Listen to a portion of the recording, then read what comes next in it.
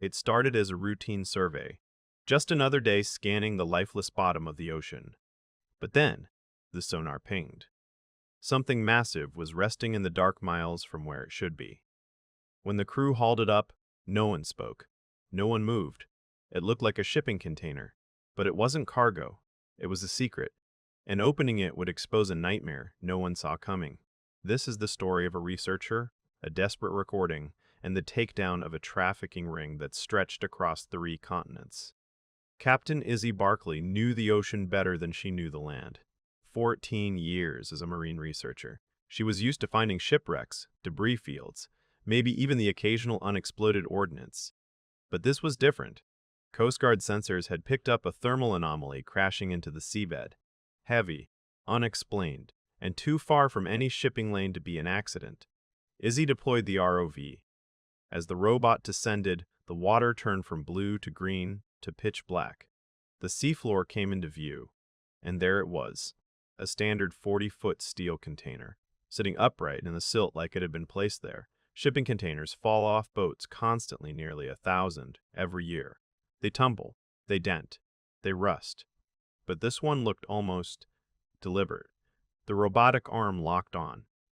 Cables pulled tight. The ship's crane groaned under the strain. Whatever was inside, it wasn't just steel. It was heavy. Stay with me on this one. What they found inside changes everything.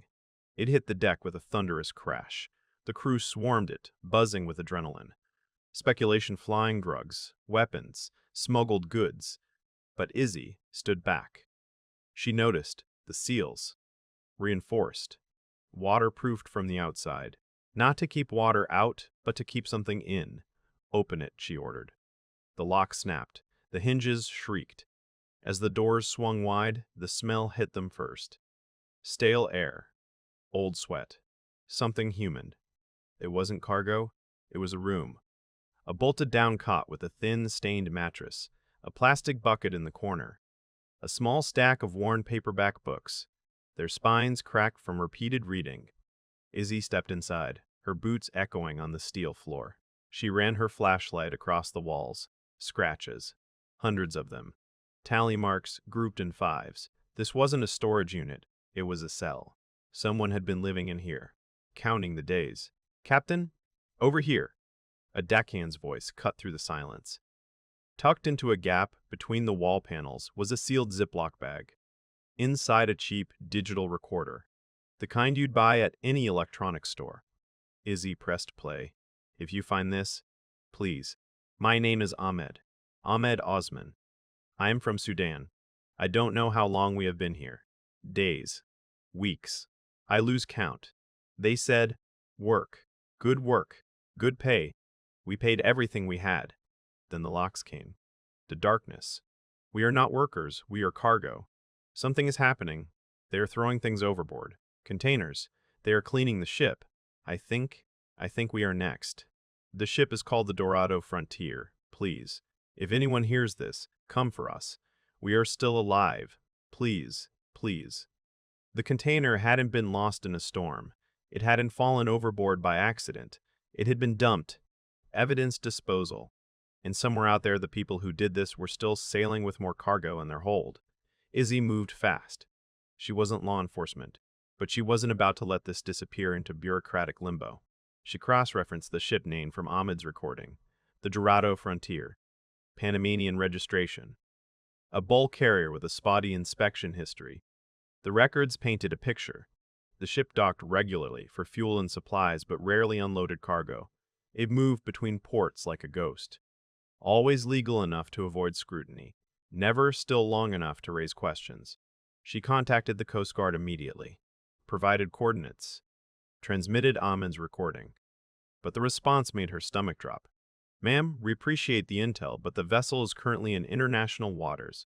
Jurisdiction is complicated.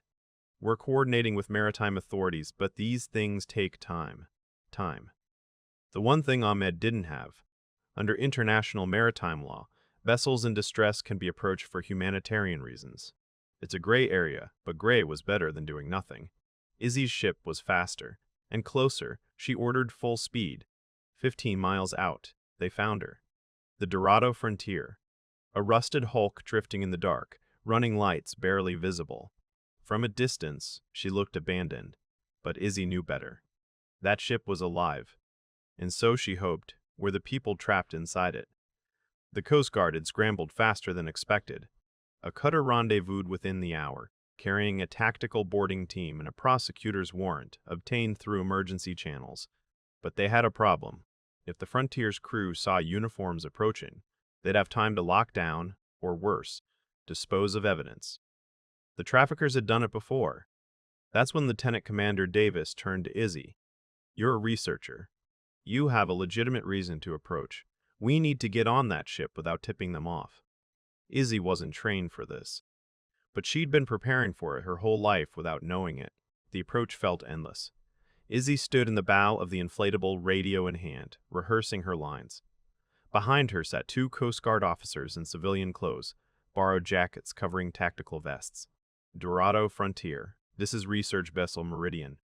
We're conducting a mandatory environmental survey. Requesting permission to board for routine water sampling." Silence.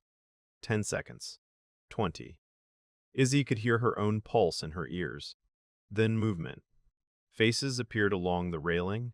Hard faces. Watching. What authority? Izzy didn't hesitate. "International Maritime Environmental Protocol. Random sampling. Won't take long." The ladder dropped.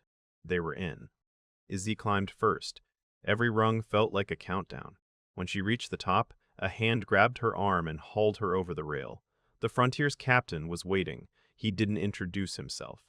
Just looked her over like he was calculating her value. "You have 45 minutes. Don't touch anything you're not supposed to." 45 minutes. To find people who could be anywhere on a 600-foot ship? A crewman escorted them below deck. The ship was a labyrinth of narrow corridors, rusted stairwells, pipes hissing steam. Izzy carried a water sampling kit, pretending to take readings. The officers followed, scanning everything.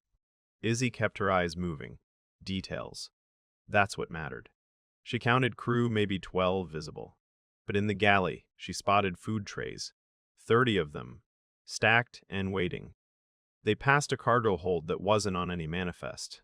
The door was solid steel, reinforced recently fresh welding marks, still visible around the frame. "Water samples are this way. Keep moving." They were being herded, kept to specific routes. Whatever was on the ship, someone didn't want them near it. 20 minutes left. Izzy needed a reason to break from the path. She stopped at a ventilation intake, holding up her sensor, getting anomalous readings. "I need to check the lower deck. That area is restricted. Then I'll have to flag this vessel for a full inspection. Your choice." It was a bluff, but it worked. The escort stepped aside.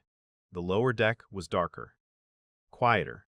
The hum of the engines was louder here, masking other sounds. They reached the reinforced door.